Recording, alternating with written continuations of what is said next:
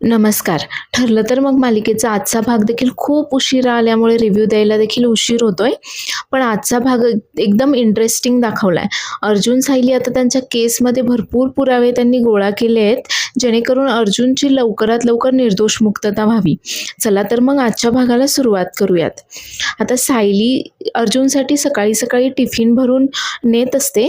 तेवढ्यातच प्रतिमा येते आणि विचारते, "काय गं, काय करतीयेस?" त्यावर आता सायली सांगते की यांच्यासाठी डब्बा नेतीये. त्यावर प्रतिमा बोलते की म्हणजे अर्जुनला घरचं जेवण दिलं जातंय ना, चला ते एक बरं झालं. त्यावर सायली सांगते की एवढं कुठे त्यांचं नशीब, रोज तिथलंच खातात ते. आज चैतन्य भाऊजींनी विशेष परवानगी घेतलीये, म्हणून आजच्या दिवस त्यांच्यासाठी डबा घेऊन जातीये. त्यावर आता अश्विन बोलतो की वहिनी, मी देखील येतो तुझ्यासोबत. त्यावर सायली बोलते की नाही, मी जाते. तसंही थोड्या वेळाने तुम्हाला आईंना घेऊन तिकडे यावंच लागणार आहे यांना भेटायला. त्या खूप रडतायत वगैरे आणि त्यांना यांना पाहायचंय. तर इकडे हा पाटकर आता अर्जुनकडे चौकशी करत असतो. तर अर्जुन आता हसूनच त्याला विचारतो की काय झालं, पोस्टमार्टममध्ये माझ्या विरोधामध्ये काही सापडलं का? नाही ना, नाही. तुझा चेहरा पाहूनच समजतंय ते की पोस्टमार्टममध्ये माझ्या विरोधामध्ये काहीही सापडलेलं नाहीये म्हणून. आता मात्र हा पाटकर जाम चिडतो आणि अर्जुनला विचारतो की शांताचा खून 10 ते 11च्या दरम्यान झालाय रात्री. नाही, त्या वेळेमध्ये तू कुठे होतास हे तू कोर्टामध्ये कसं सिद्ध करणार आहेस बरं? आता अर्जुन मात्र त्याला लगेच बोलतो, मी सांगितलं ना की त्या वेळेमध्ये मी बायकोला घेऊन आईस्क्रीम खात होतो आईस्क्रीम पार्लरमध्ये. नाही, आणि शांताचा खून जर 10 ते 11च्या दरम्यानमध्ये जर झाला असेल तर मग मला हे सहज सिद्ध करता येईल की हा खून मी केलेलाच नाहीये म्हणून, कारण त्या वेळेमध्ये मी तर आईस्क्रीम पार्लरमध्ये होतो. आणि हो, त्या आईस्क्रीम पार्लरच्या मॅनेजरने जर साक्ष दिली तर माझं काम अजूनच सोपं होईल. आणि तसंही तिथे CC कॅमेरे तर असतीलच. नाही, त्याचं फुटेज देखील तुला लवकर मिळू शकेल. तुझं तोंड पाहून तर तुला लगेच फुटेज देऊन टाकेल तो मॅनेजर. आता खरं तर हा पाटकर चिडलेला असतो आणि विचार करतो की ह्याला असं अडकवता येणार नाहीये. हा तर जास्तच हुशारीने सगळ्या प्रश्नांची उत्तरं देतोय. ह्याला अडकवण्यासाठी दुसरं काहीतरी केलं पाहिजे. तर दुसरीकडे इकडे हा सचिन देखील महिपत आणि नागराजला भेटायला जेलमध्ये आलाय आणि त्याच्यासोबत त्याचा कोणी देशपांडे वकील वगैरे देखील आहे. तर आता सचिन महिपतला विचारतो की अण्णा, देशपांडे वकिलांनी जे काही पॉइंट्स सांगितलेत ना तुम्हाला, ते सगळे व्यवस्थित लक्षात ठेवा. उद्या जी आपली कोर्टाची हिअरिंग आहे ना पहिलीच, ती आपल्यासाठी खूप महत्त्वाची आहे. त्यावर आता महिपत देखील सांगतो की हा दीक्षित, तू काही काळजी करू नकोस, माझ्या सगळं लक्षात आहे. काय बोलायचं काय नाही उद्या सगळं काही लक्षात आहे माझ्या. त्यावर आता खरं तर नागराज हे सगळं काही तिथे बसून ऐकत असतो आणि हा सगळा काही खटाटोप फक्त महिपतला बाहेर काढण्यासाठी चाललाय. आपल्याला मात्र बाहेर काढायला कोणी काहीही प्रयत्न करत नाहीये, म्हणून खरं तर हा नागराज शांत बसलेला असतो आणि थोडासा नाराजही असतो. आणि तो बोलतो की काय म्हणजे हे सगळं महिपतला बाहेर काढायला चाललंय ना, माझं काय, मी आहे इथेच, मला बाहेर काढायचं काय आहे? त्यावर आता सचिन त्याला बोलतो की नागराज अंकल, नाही, त्याचं काय आहे की आधी अण्णांना बाहेर काढण्यावर फोकस करायला हवाय. जर तुम्हाला दोघांनाही एकत्र बाहेर काढण्यासाठी प्रयत्न केले, मग मात्र सगळ्यांनाच यावर संशय येईल आणि तुमचं दोघांचंही बाहेर निघणं मुश्किल होईल. त्यापेक्षा आधी मी अण्णांना बाहेर काढायवर फोकस करतो.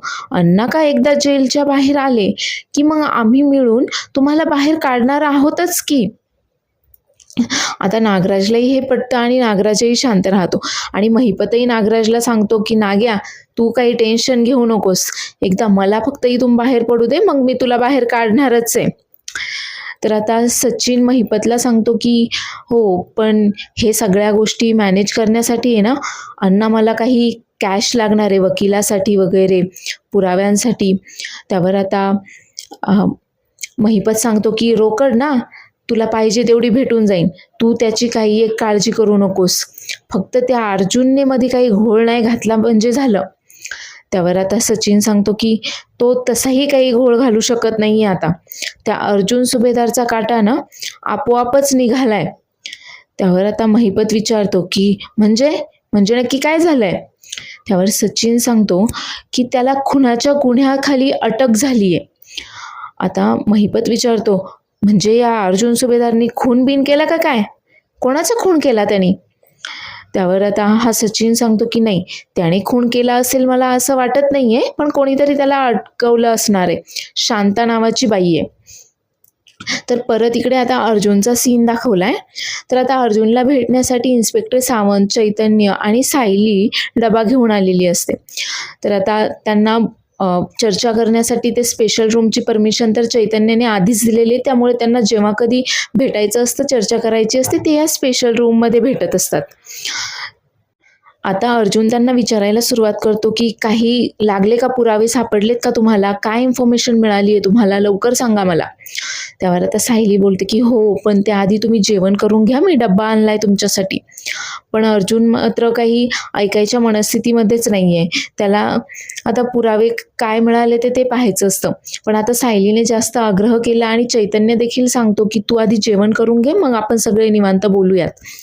तर तो आता सायलीने आणलेला डब्बा अगदी अधाशासारखा, खूप दिवस उपाशी असल्यासारखा जेवण जेवत असतो आणि बोलतो की हे असं जेवण ना मी खूप मिस करत होतो. इथलं जेवण जात नाही मला. आणि जेवण जेवता जेवताच त्याला ठसका लागतो. आता सायली त्याला पाणी प्यायला देते आणि वर पाहायला सांगते. आता अर्जुनचं जेवण वगैरे करून होतं आणि त्यानंतर त्यांची आता चर्चा सुरू होते की कोणाला काय पुरावा मिळालाय वगैरे. तर चैतन्य सगळं त्याला फाईल वगैरे दाखवतो आणि सांगतो की तुझं वकीलपत्र मी तयार केलंय, तूच वकील असणार आहेस आणि ऑफकोर्स मी तुझा असोसिएट असणार आहे उद्या. आणि ते कोणी जज वगैरे आहेत ना, त्यांची देखील आता रविराज काकांनी सगळी काही माहिती काढलेली आहे. ते आधी वकीलच होते, पण मग आत्ताच ते डिस्ट्रिक्ट कोर्टामध्ये जज झालेले आहेत वगैरे, त्यांचं नावही तो सांगतो. आणि कोणीतरी सरकारी वकील असतात प्रभू म्हणून. तर चैतन्य सांगतो की यांना मात्र जे प्रॅक्टिस करतायत प्रायव्हेटली त्या वकिलांचा खूप राग आहे. त्यावर हा अर्जुन सांगतो की हो, मी ओळखतो त्यांना, मला माहीत आहेत ते.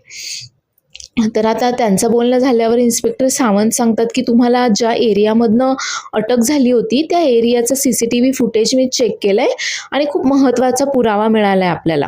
आणि ते आता CCTV फुटेज आता चैतन्यला आणि अर्जुनला दाखवतात. ते CCTV फुटेज पाहिल्यानंतर अर्जुन आणि चैतन्य दोघेही खूप आश्चर्यचकित होतात. आणि अर्जुन त्यांना सांगतो की गुड जॉब. नाही, या सगळ्या फुटेजचा आपल्याला खूप मोठा पुरावा म्हणून उद्या कोर्टामध्ये वापर करता येणार आहे. आणि आता ते झाल्यानंतर सायली अर्जुनला सांगत असते की तिचं आणि आदिराजचं जेव्हा फोनवर बोलणं झालं तेव्हा आदिराजकडनं तिला समजलं की प्रिया जेव्हा इतक्या उशिरा रात्री 12 वाजता आदिराजला भेटायला गेली होती त्यावेळेस तिच्या हाताला कट होता आणि रक्त येत होतं. आणि तो कट मात्र फ्रेश होता. नाही, तो भाजी कापताना झालेला कट हे मात्र तिने थाप मारली, पण मात्र तो कट फ्रेश होता. आता यावरून अर्जुनच्या देखील लक्षात येतं की हा खून मात्र प्रियानेच केलाय.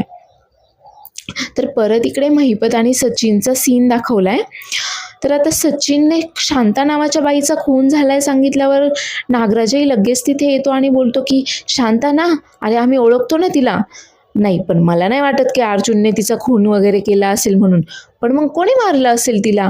कोणीतरी दुसऱ्याने मारलं असेल आणि अर्जुनवर आळ घेतला असेल. त्यावर आता सचिन सांगतो की मला तर 100% खात्री आहे की हे प्रियाचंच काम असणार आहे.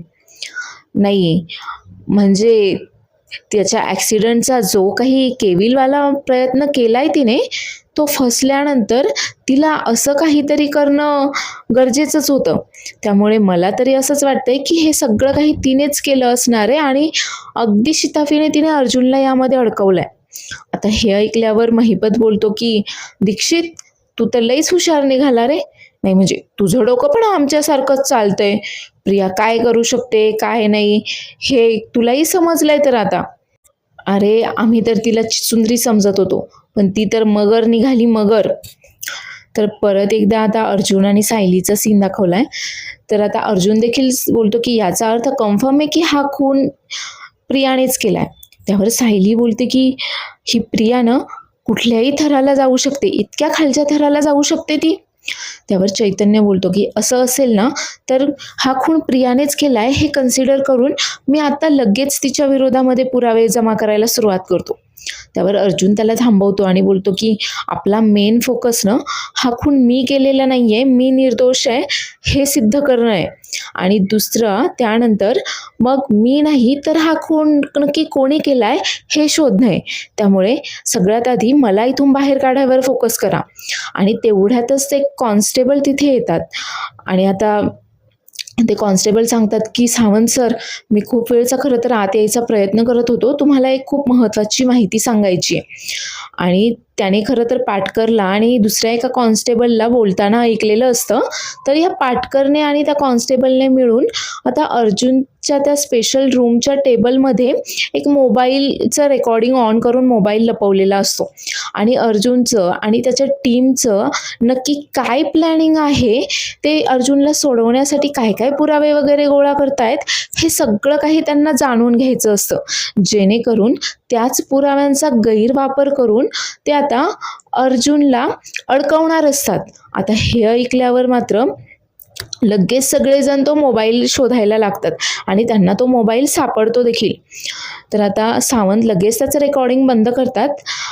तर सायली मात्र खूप चिडते आणि बोलते की एखादा वरिष्ठ अधिकारी असं कसं काय करू शकतो, मी लगेच जाऊन त्यांना जाब विचारते. त्यावर अर्जुन सांगतो की नाही, थोडं शांत घे. आणि तो इन्स्पेक्टर सावंतांना सांगतो की यातले सगळे रेकॉर्डिंग वगैरे काय आहे ते चेक करा, यामध्ये नक्कीच आपल्याला एखादा पुरावा सापडू शकेल.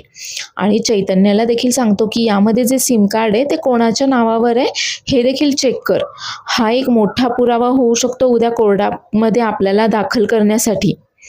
आणि तेवढ्याच आता तिथे दुसरा एक कॉन्स्टेबल येतो आणि सांगतो की तुमच्या भेटीची वेळ संपलेली आहे. त्यामुळे आता सगळेजण जायला निघतात. तर सायली मात्र तिथेच असते आणि अर्जुन सायलीला सांगतो की तू काळजी करू नकोस, निर्दोष लोक जास्त वेळ जेलमध्ये नाही ठेवता येत त्यांना. आणि त्यानंतर सायली देखील त्याला काळजी घ्यायला सांगते आणि तिथून जाते. आता सगळेजण तिथनं गेल्यानंतर तो कॉन्स्टेबल मात्र लगेच येतो तो फोन शोधायला, पण त्याला फोन काही तो सापडत नाही.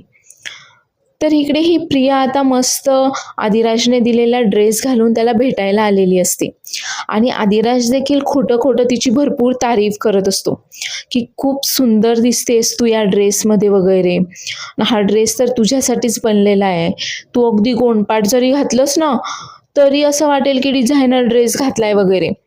तर आता प्रिया देखील आता मनातच विचार करत असते की हा तर माझ्यावर पूर्णपणे लट्टू झालाय. नाही, तसंही आता याचा हळूहळू खिसा रिकामा करायला काहीच हरकत नाही. तसंही संतोषला जे पैसे द्यायचे आहेत ते इथूनच तर येणार आहेत. आणि आता ती देखील नाटक करायला सुरुवात करते की मला तर माझं आयुष्य असं कादंबरीसारखं वाटतंय, तुला भेटले की असं वाटतं आयुष्यात खूप सुख आहे, पण घरी गेलं की परिस्थिती समोर येते. लहान भावाला दिल्लीला जायचं आहे त्याच्या प्रोजेक्टसाठी, बहिणीच्या शाळेची फी भरायची आहे, आईचं डॉक्टरांनी लवकरात लवकर ऑपरेशन करायला सांगितलंय आणि माझ्याकडे तर एवढे पैसेही नाही आहे, कसं मॅनेज करणार आहे मी मला काय माहीत आता.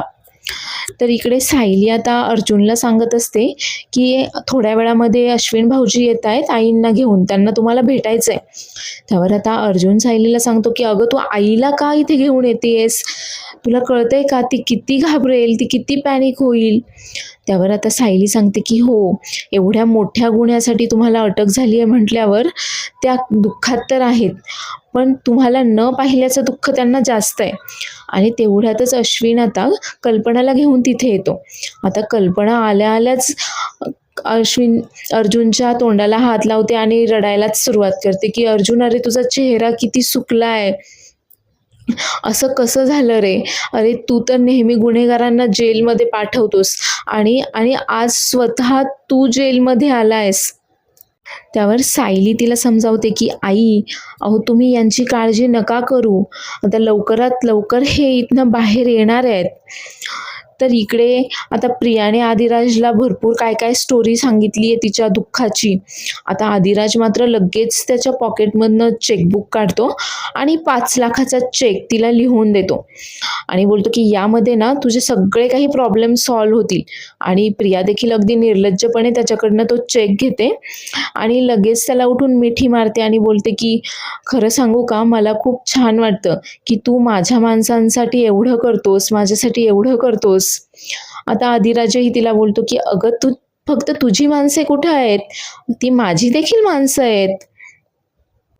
तर कल्पना इकडे अर्जुनला बोलते की तुझ्याबद्दल लोक बाहेर काय काय बोलतायत ना, ते मी नाही ऐकून घेऊ शकत रे. अरे तू कितीतरी निर्दोष लोकांना जेलमधनं बाहेर काढलेस, गुन्हेगारांना जेलमध्ये पाठवलेस, पण आज मात्र तू स्वतःच या चौकटीमध्ये उभा आहेस. त्यावर अर्जुन देखील आता कल्पनाला समजावतो आणि तेवढ्यातच तिथे कॉन्स्टेबल येतात आणि सांगतात की तुमच्या भेटीची वेळ संपली आहे. आता निघताना अश्विन देखील अर्जुनला त्याची काळजी घ्यायला सांगतो.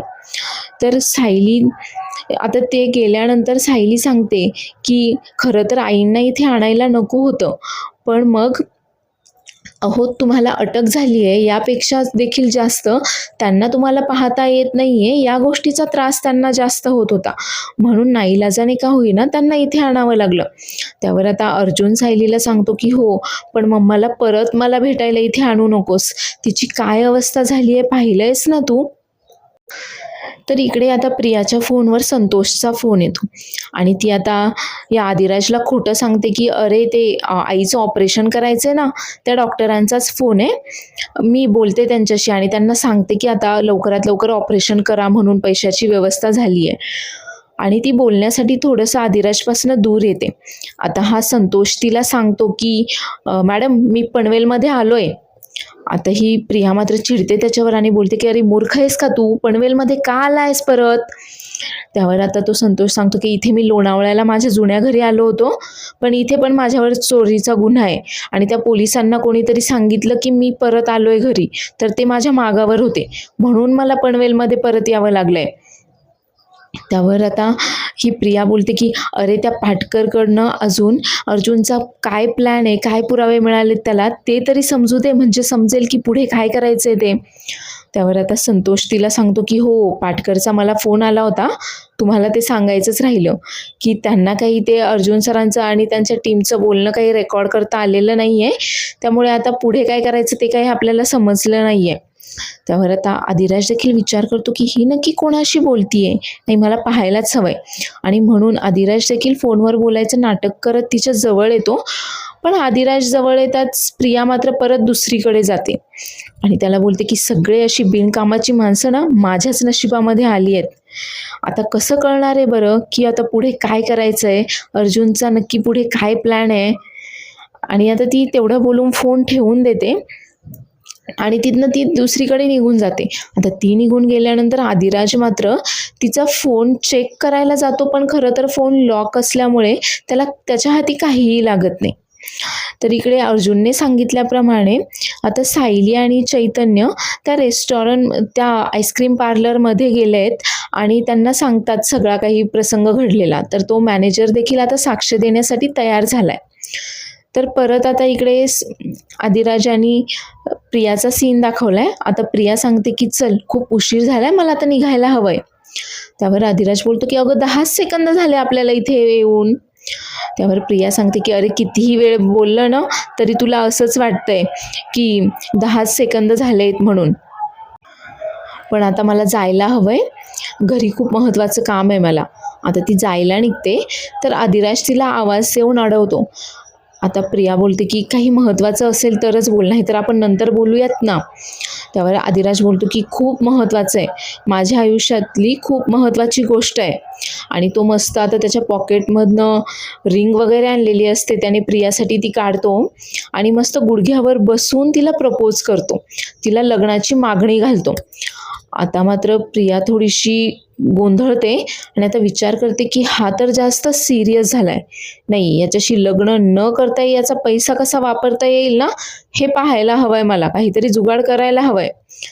आणि आता ती त्याला उठवते आणि बोलते की हे बघ, माझं देखील तुझ्यावर खूप प्रेम आहे, पण काय करणार, मी तुझ्याशी लग्न नाही करू शकत आहे. त्यावर आदिराज विचारतो, पण का? त्यावर आता परत एक स्टोरी बनवून सांगते त्याला आणि त्याला सांगते की माझं आधीच लग्न झालंय. अरे माझा नवरा ना एकदम बेवडा आहे, रोज दारू पिऊन मारतो मला. हे अरेंज मॅरेज होतं. आईबाबांना वाटलं की खाणारं एक तोंड कमी होईल म्हणून माझं त्याच्याशी लग्न लावून दिलं. पण लग्न झाल्यावर कळालं की हा काहीच कामधंदा नाही करत आहे, उलट तो माझंच पैशावर जगतोय. तर इकडे सायली तिच्या टीमसोबत आता जयेशला देखील भेटायला आली आहे आणि जयेशला देखील ते सांगतात की तुझी साक्ष खूप महत्त्वाची आहे आणि उद्या व्यवस्थित कोर्टामध्ये जे झालं सगळं काही व्यवस्थित सांग. आणि तितक्यातच इन्स्पेक्टर सावंतांना फोन येतो आणि इमर्जन्सी असल्यामुळे त्यांना पोलीस स्टेशनला जावं लागतं. तर सायली आणि चैतन्य आता शांताच्या चाळीमध्ये जातात आणि तिथे त्या एका मुलीला ते शांताच्या नवऱ्याचा काही पत्ता वगैरे मिळतोय का पाहतात. तर शांताच्या नवऱ्याचा पत्ता त्या बाईला माहीत असल्याने ती आता तो पत्ता चैतन्याला देते. तर इकडे आता ही सगळी काही खोटी स्टोरी ऐकून खरं तर ना हा आदिराज देखील आता शॉक झालाय आणि विचार करत असतो की एवढं कसं काय खोटं बोलू शकते ही मुलगी. आणि लगेच आता तो प्रियाला बोलतो की असं असेल ना तर मग तू त्याला सोडून का देत नाही सगळं. त्यावर आता प्रिया बोलते की मी असं एकटी असलेल्या आईबाबांना कसं चालेल रे. त्यावर आदिराज लगेच बोलतो की अगं तू एकटी नाही आहेस, मी आहे ना, तू लवकरात लवकर त्याला सोडून दे आणि आपण दोघं लग्न करूयात म्हणून. तर प्रिया मात्र एकदम खुश होऊन त्याला हो बोलते. तर इकडे सायली आणि चैतन्य देखील आता त्या मुलीने दिलेल्या पत्त्यावर त्या शांताच्या नवऱ्याच्या घरी पोहोचलेत. आता दार वाजवतात तर कोणी दार उघडत नाही, पण खरं तर दार उघडच असल्यामुळे ते दार लोटून आत पाहतात आणि दोघेही अचानक खूप शॉक होऊन जातात. आता नक्की ते घरामध्ये काय पाहतात ते तर काय आपल्याला इथे पाहायला मिळालेलं नाहीये, ते उद्याच्या एपिसोडमध्येच पाहायला मिळेल. तर पुढील भागामध्ये आपण पाहणार आहोत की आता हे इन्स्पेक्टर सावंत आता अर्जुनला सांगत असतात की सायली मॅडम आणि चैतन्य सर आता शांताच्या नवऱ्याच्या घरी पोहोचले असतील, त्यांना पत्ता मिळालाय. आता हे ऐकून अर्जुनला देखील थोडासा दिलासा मिळतो, आनंद होतो. तर प्रिया इकडे घाईघाईनेच कुठेतरी जायला निघालेली असते आणि आदिराज देखील तिचा पाठलाग करत करतच तिच्या मागावर जातो. पण अचानक प्रिया कुठे गायब होऊन जाते ते काही त्याला कळेना आणि तो लगेच सायलीला फोन करून सांगतो. त्यावर सायली त्याला सांगते की काही हरकत नाही, आज जरी ती गायब झाली असली ना तरी तुम्ही तिच्यावर लक्ष ठेवा, एक ना एक दिवस ती लवकरच सापडेल तुम्हाला. तर आजचा एपिसोड आवडला असल्यास चॅनेलला लाईक, शेअर आणि सबस्क्राईब करायला विसरू नका आणि पुढील एपिसोड पाहायला देखील विसरू नका. धन्यवाद.